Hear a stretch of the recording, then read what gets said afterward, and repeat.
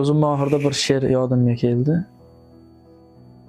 Toqingan ba'zida 4 tuyoqli ot, bir tekis ravon yo'l emas bu hayot.